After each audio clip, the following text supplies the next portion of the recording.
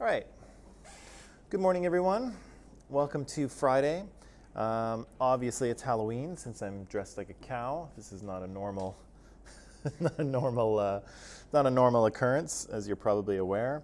So, happy Halloween. If you're not familiar with the holiday of Halloween, we all dress up in fun costumes, and kids go. Well, before COVID, they used to go door to door and ask people for candy. And people would give them candy. Say again? Who? I don't really know. Maybe?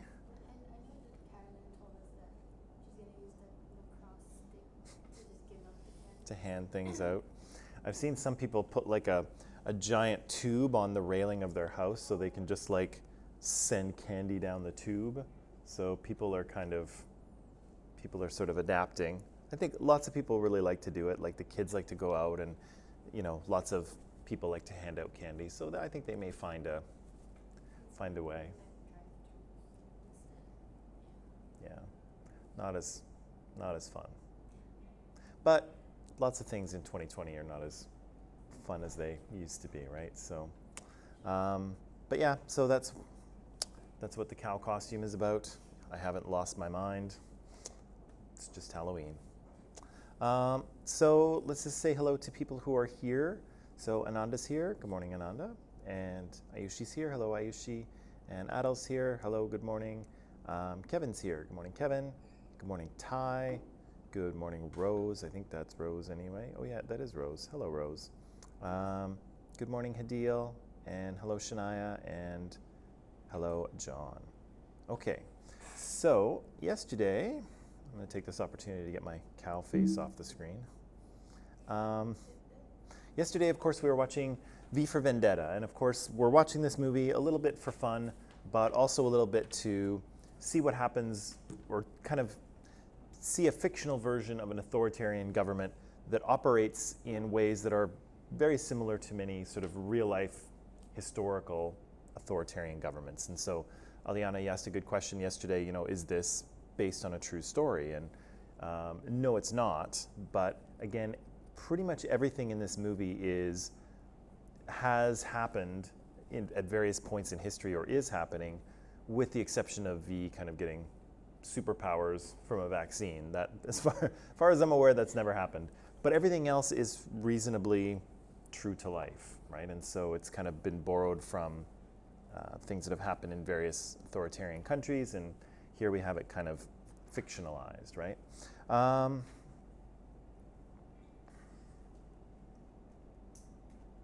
So where did we leave off? Like where in terms of the plot? What's the plot situation here? So it starts with like we blowing up the whole. No, it starts with it's showing about the girl, like her name. Right, Evie. Yeah, she's like walking around, and then she was like about to get mugged or something. Mm-hmm. And we saves her, and then we can find out there's like a curfew that she was not supposed to be outside, and then we kind of takes her to this place, and then he blows up that building, and then police like know that she's with we and all, and then there's that whole bomb situation in the hospital thing. Hmm. And then he saves her or whatever by saving me, and then he takes her to his house, and then he takes her to his house. Alright. Good morning. I'm going to use that one again. All of that is true, right? So we meet our kind of two main characters, right? V and Evie. Evie's a young woman who seems to work at a television station as kind of like a office assistant or something. She kind of gets into trouble with some government agents after breaking curfew. V, this kind of masked, mysterious person, saves her, and she kind of gets involved with him again as he kind of commandeers the British television network to broadcast a message, right? And what's his message? What does he say to the people? This day, the number, the date. Mm-hmm. It's like a really important day. Your whole day today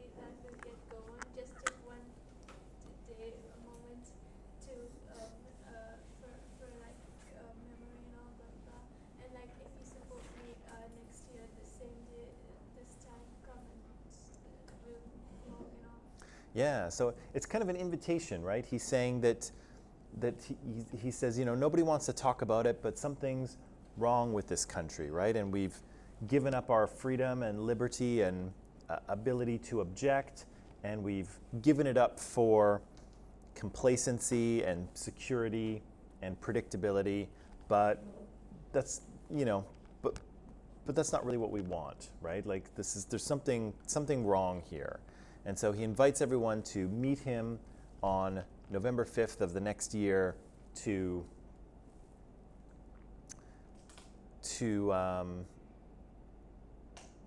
show the government that the people don't agree with them, right? To show resistance. And so he does that, and then he goes around killing a bunch of people who are connected to his past, right? And so we learn about the fact that he seems to have come from this Larkhill detention center. We don't know why he was there, but it seems like political prisoners and people who didn't fit into society wound up at this detention center, and they were being experimented on, right? They were trying to find a cure for, or some sort of vaccine against biological weapons that might be used against England, right? And so of course lots of people die because the vaccine doesn't work, but for some reason V seems to be resistant, right? And he seems to gain extra strength from it. Oh, and the last thing we saw was Gordon, right? So she fled, or Evie fled. She went to see her friend Gordon, who, as we see, has this kind of television variety night show kind of thing, like Jimmy Fallon or whatever.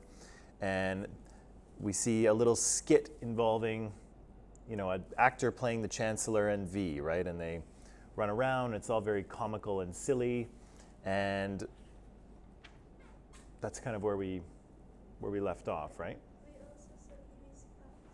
What's that? Oh, and we found out about Evie. What's Evie's past? Like her mom and dad used to be like protesting against the government. Mm-hmm. And then one day she was sleeping and then like her mom runs in and says, "Oh, get down on the bed," and then the government people come and like put her and take her away. Right. So we learned that Evie's brother died from this St. Mary's virus. Her parents became political and protested against the government. And then one day government agents came for them, right, and took them away. They vanished, right? Evie doesn't know what happened to them, although the police detective is able to determine that they died in prison, but she doesn't know, right? They just disappeared, right? And she was sent to a kind of a re-education or reclamation project where she's kind of re-instructed, sort of raised in line with the state values. And yeah, and now she seems to have found her, now she seems to be involved with this V character, right?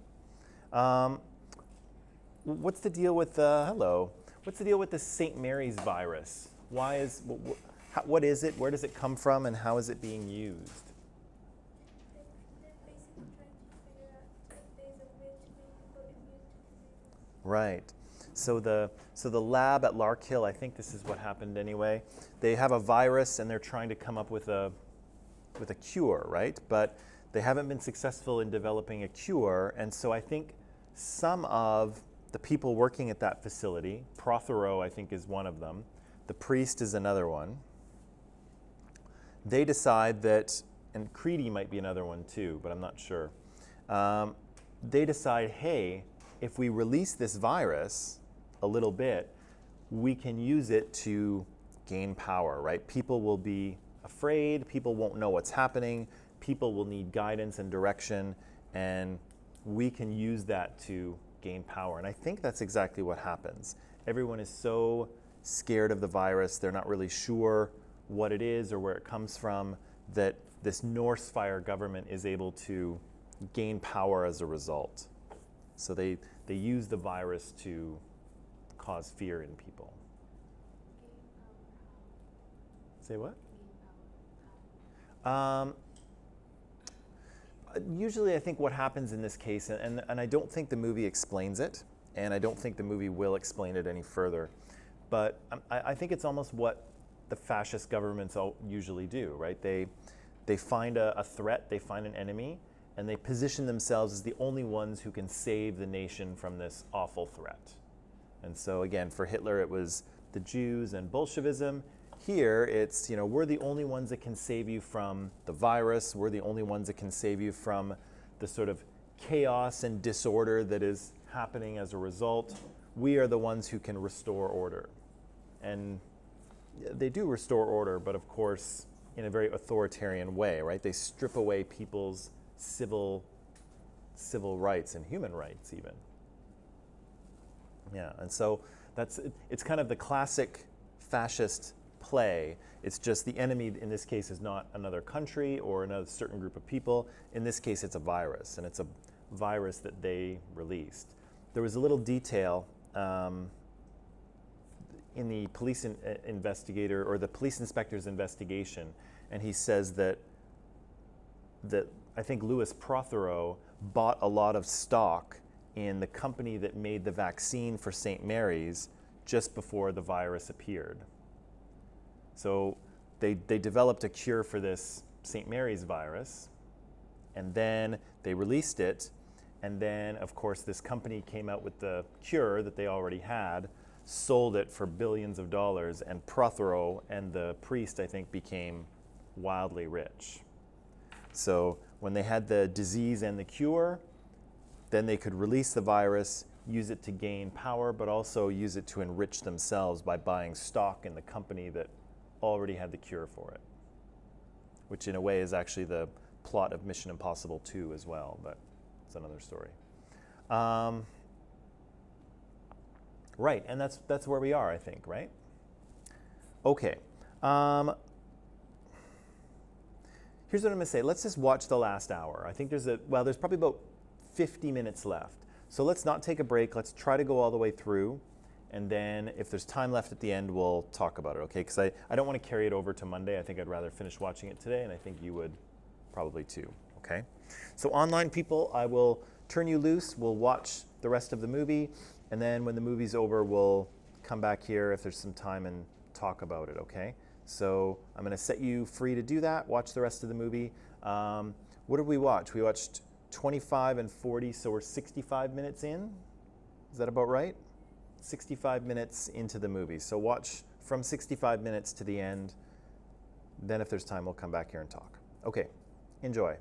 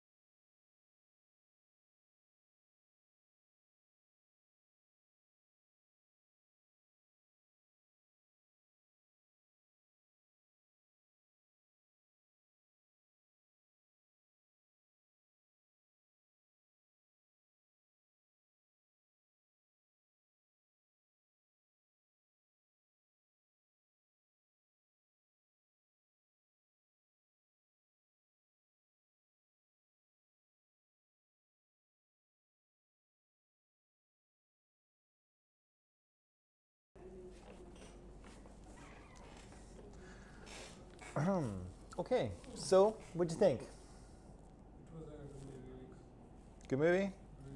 really, Aliana's into it. Good. Okay. The beginning was good, but the ending was eh. Yeah. Even with fireworks and music and violence and what year it was filmed? huh? What year it was filmed? What year was it filmed? Somebody Google it for me. 2005. 2005. Okay. The movie is really good. Yeah. Who played me? What's that? Who played me? Hugo Weaving. So he's in Lord of the Rings. He's in the Hobbit movies. He's Elrond. Whose voice is that? The V and No, that's who it is. It's Hugo Weaving. Okay, so yeah, maybe let's talk about this. Let's talk about this number 6 one here. I'm going to put on the screen for you. Let's talk about this number 6. So,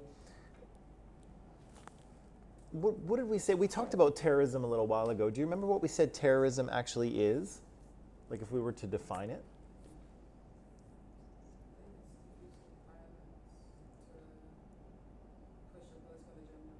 Right. So the use of violence, and maybe we could even say the use of fear as well. Right. To push a political agenda or to advance a political cause. Right. And so usually we have a negative connotation associated with terrorist. Right. To be called a terrorist is not a good thing. Right. It's not a flattering term to be used. But is he a terrorist?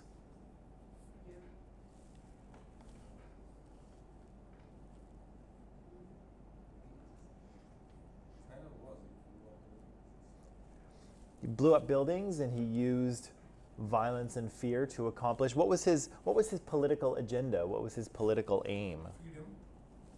Freedom? He just wanted to get rid of that party. You wanted to get rid of that party, right? I think he also wanted to kind of expose the government and show people that they aren't who the government isn't who you think they are. Right?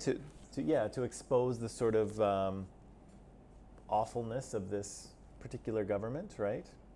What else?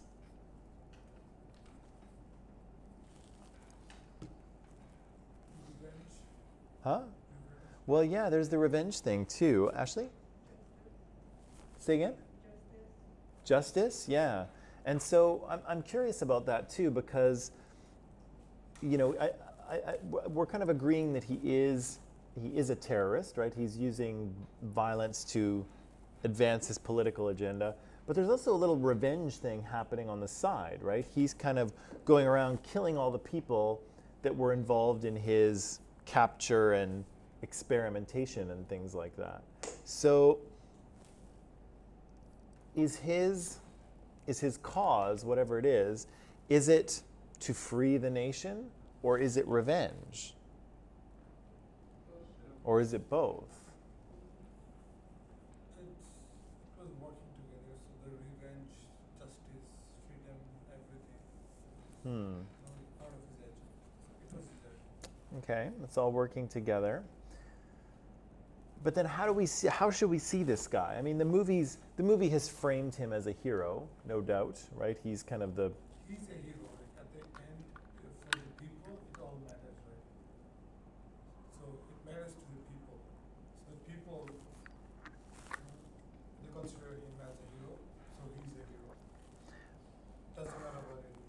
perhaps, but why should we consider him a hero? He's done a bunch of bad things, right? Murder and blowing up stuff is bad. But he wanted the people who killed hundreds and thousands of innocent people. Okay, so as long as you have a motive for what you do, you can do whatever you want. No. The situation is that was the only solution for that. So you have no other option. You have no other option. No, there was no other option. I don't know. He had no other option but to put on a fancy superhero suit and go around killing people. No, he didn't get that. I don't know. Would we look at someone like that the same way in modern society? Someone who has a political agenda that runs around and kills people? No. It depends on what their political agenda is. Okay. So how do you mean that? Like for US fighting for was ultimately a good thing. Yes, it was. Yes, it was, and the movie frames it that way, and we agree with that. But I wonder, does everyone agree with that? I'm going to jump to Ayushi here. She says, "I don't think he's a terrorist because he didn't kill anyone. He didn't kill anyone who was innocent. I guess I'll just move this up. In the name of the cause." Okay, so and his introductory speech says much about his character, right? So I guess his Ayushi says his killing of non-innocent people is kind of vindicates him, but who has decided who's innocent and guilty here? People. No, No. he did, right? He decided who was innocent and guilty, and then he killed them. And so, does that make him any different from the government, who decides who is guilty and innocent and then puts them in a black bag and they're never seen again? No, right? So here we have a person who is using violence to achieve their political means, and he is kind of judge, jury, and executioner here, right? He's decided that people are guilty and he's going to kill them, right? He even kills that doctor, right? The woman who was conducting the experiments. And she says she's very sorry for what she did, but even when she first got involved, she didn't think she was doing anything wrong. She thought she was doing something right. But he is decided that she's going to die anyway. And so I ask you, in that way, is he any different from the Norse Fire government, who also uses violence to advance their political agenda and decides who's guilty and who's innocent and executes those who... The women, the doctor, like she got to know that people are dying, but still she didn't stop. Well, She didn't try to stop. it's hard to know if she didn't try, or if she couldn't try, or if she was stuck at... The commander took the church guy. The what? The commander, there was a guy. Yeah. Took the church. Yeah, I don't think she was in a position to say what was going to happen there, but It's a virus. yeah, but I ask you, is he any different from the government in this way? The only way he's different from the government is that the people like him. I think the difference is his political agenda is for the good of the people, while the government, they don't really care about the people. Right, but they say they do, But they don't. but they don't.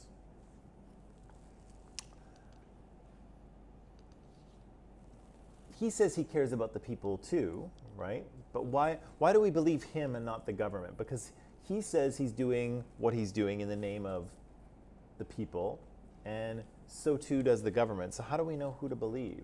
How do we know who has the best interests of the people at heart? Because he has seen the hardest time. Like he had suffered in a prison for like years. Yeah, he did suffer. He has seen a lot of pain. He has suffered a lot. He has suffered a lot, absolutely. I think it was based on his actions. It's based on his actions? How do you mean? The government, they say one thing and do another thing. Because they're hurting people, they're actively hurting people. But he says he wants to help the people and he actually does. Okay. Right. So there is a difference here, right? Because they've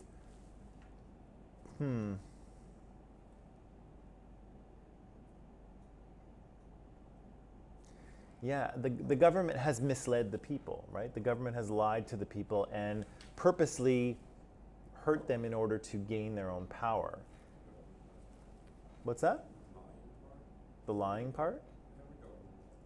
Every government does that. Does V lie? Yes, he lied. He what? He's not the government. But is the lying important? He definitely lied to Evie Yeah. while he tortured her and led her to believe that she was in a government detention facility when in fact she was not. He wanted to show the pain he was going through. Otherwise, she wouldn't have triggered that train. So she needed that. She needed that, but it says who? It says him, right? So she didn't have any choice in that, right? She didn't know where she was. She didn't know what was happening. So he lied to her and manipulated her into having the same experience that he did almost. But is that right? I mean, he was collateral for the greater good. She was collateral for the greater good. Yeah, that sounds like something that a fascist government would say, right? That, you know, these people are just collateral for the stability of society. Say it or not, they will be collateral for the society. What's that? You have to admit that there will be collateral, like damages. Will there? It's always. I don't want to be the collateral for society. No, thank you. But the government will take you. Yeah, you'll be the one. Someone has to sacrifice, right? Someone has to sacrifice themselves? For what? For the people. Maybe. So who's getting sacrificed here? V sacrifices himself in a way. Yeah, but the girl came back and then she was dancing with the field. Yeah, and the love story I think is a little weird in this movie. I think it would have been okay without it. When she gets to She like, needed you're that kissing him, you're kissing his mask. Yeah, I think we could have done. I think this movie would have been just as good, if not better, without the love story. He did sacrifice himself, but he also sacrificed the Evie girl. That is not okay. Yeah, she kind of becomes a sacrifice as well, right? But she chose to be a sacrifice, kind of. Well, she was put against her will in a detention facility, or what she thought was a detention facility, got her head shaved and tortured. She could have walked away after. She did walk away, but she came back.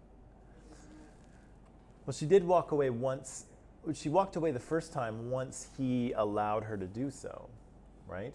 Like he decided that she was ready, right? And so he left the doors open for her, and then he decided to let her go. So she walked away, but she was only able to walk away because he allowed her to, right? But V gave her option, to kill yourself. Well, yeah, he gave her the option after the fact, right? You can't torture and lie to someone for months and then say, well, you could have left at any time, because she had no idea she could leave, right? She thought she was under armed guard in a government detention facility, right? He completed the illusion. She had no idea. He gaslit her, right, to the maximum degree. She had no idea what was going on. What happened to Evie when after her parents died? Where did she get sent?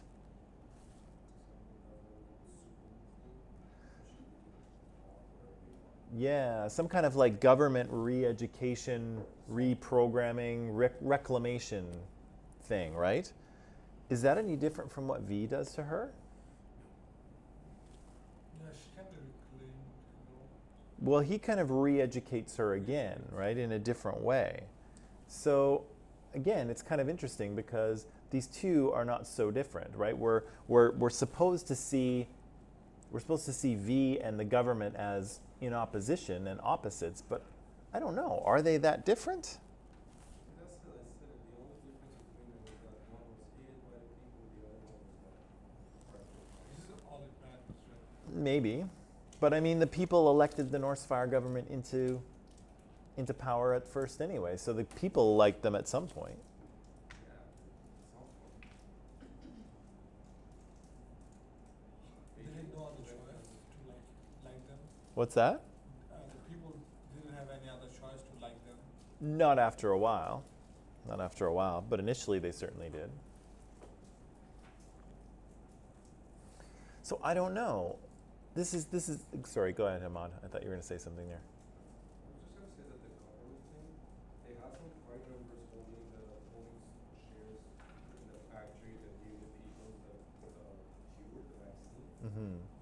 So it was kind of like they manipulated the people, and 80% that we saw there, 80% voted for them. They were just shepherded to do what they wanted, what that party wanted. The people were? Yeah. You mean like after they get elected? No, before they get elected, when the election comes and they release the virus, and the party members have shares in the company that give the people. Yeah. So that's the manipulation. Um, All political movements do that, but not in that way. it's a yeah, that one's kind of like a the plan is kind of a two-pronged thing, right? It's a way in which they can gain power and maintain it, but also it enriches the sort of upper members of that party to a huge degree, right? So they gain power while they make themselves rich at the same time, at the expense of people who are collateral damage, right? Which are children, right? Because the virus is released at a school, so the children are the collateral damage, right? So I don't know. Should we see V and the government as opposites, or are they kind of similar in some ways? They probably have some similarities, but like their motives aren't the same. Their motives are not the same. But the thing is, you have to follow that route, otherwise you cannot reach this goal, reach that goal. So to reach that goal, there's only no route to follow. Okay, well that's possible, right? That's possible because we do live now. Well, in the movie they live in a one-party state where there's very little freedom, and so it's not as if V can run for office and, you know, argue against the Norse Fire government in Parliament. That's not allowed, right? So he can't achieve his aims by kind of democratic means. That's possible. He needed to kill those people, that political person. He needed to kill those people to execute his plan. The doctor and the church guy. I don't know. Did he? Yeah, he needed, but otherwise that would have been the second command of when the people were coming, the army needed some command, but there was no one to give that command. There was no one, so that was clearly part of his plan. So they were collateral damage, right? They were No, they were the guy with the red hat. They were in collateral damage too. Say again. What about the guy with the red hat? He was like general or something, so he had Yeah, he was like the army general or whatever, right? He's the one who says, keep the communication tight. But then they realize that there's nobody, there's no command from up above, right? There's nobody on the radio. The director of sort of Homeland Security or whatever he is, Creedy, is gone. The chancellor is gone. There's no commands from above, right? And those people were really bad. Well, they were. One of them were pedophile, another one. They were, but again, the question is who gets to decide, right? Ashley mentions justice, right? And so the film frames this as justice, and we can clearly see it that way. But again, he's making all the decisions, right? He's deciding who gets justice and what kind, right? None of those guys are going to are going to be tried before a court of law, right? He just shows up and murders them. What do you think? Is this revolution going to be successful? Has he won? Because there was no one to stop the revolution. It's only the people. Well, it's true, right? The people seem to have a victory at the end, right? There's fireworks, and the chancellor and all of his, upper level toadies, they're all dead. But they probably didn't start something. They probably something has definitely been started, right? But will it be successful? I wonder. The army will take over the You don't have a parliament, you don't have a government, you have a country of angry people. Yeah. So this is dangerous, right? And this is always the trouble with sort of transitions between power systems, right? Is that if you have, a questionable transfer, there is an opportunity for chaos, right, and destruction, because, that's what happens in the Spanish Civil War, right? We said that they're trying to transition from kind of a monarchy to maybe a constitutional monarchy, and they kind of get derailed and wind up with a civil war. And here we have a pretty abrupt transition of power when the Norsfire government or the chancellor and the head guys are murdered, and the parliament is blown up, and it's like, okay, well, now what, right? Who's running the country? Who is in charge? What's that? Well, maybe. I doubt there's a queen. We have seen like the government, the government got kicked out and the army took over.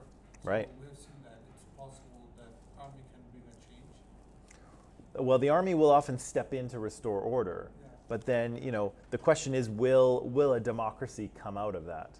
And in some cases it does, but in some cases it doesn't, right? In some cases you get a military dictator who stays in power, because the military will do the same thing. They'll say, we need to create stability here. The people don't want chaos, and so they need us to maintain order. And so sometimes, again, the government will be overthrown, but then the military will just remain in power, and it will never transition to anything else. Had he lived, he may have been able to be the leader for some time. It's possible. That's possible.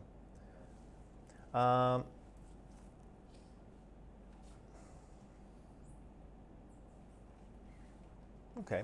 Final comments about this movie? Good. One word. It should be awarded. It should be what? Awarded, it should get some. Should be awarded? I don't think it won any awards. It should I think it's fairly well reviewed, though. I think people thought it was okay at the time and still do. I think. What else? Anything else? Inspirational. Are you inspired to be more democratic now, or to resist authoritarianism? Probably.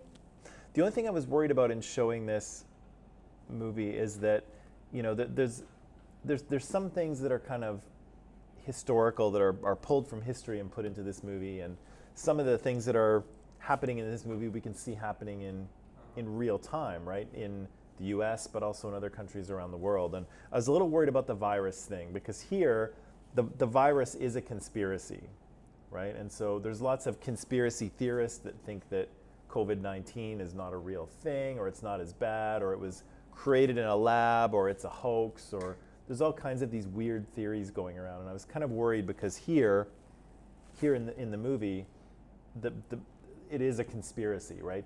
These top military officials conspire to release this virus and use fear to gain power and riches.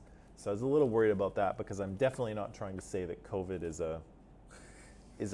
a conspiracy in any way. So I just wanted to say that, right? You It's can say that. what's that? That will be racist. That's another thing.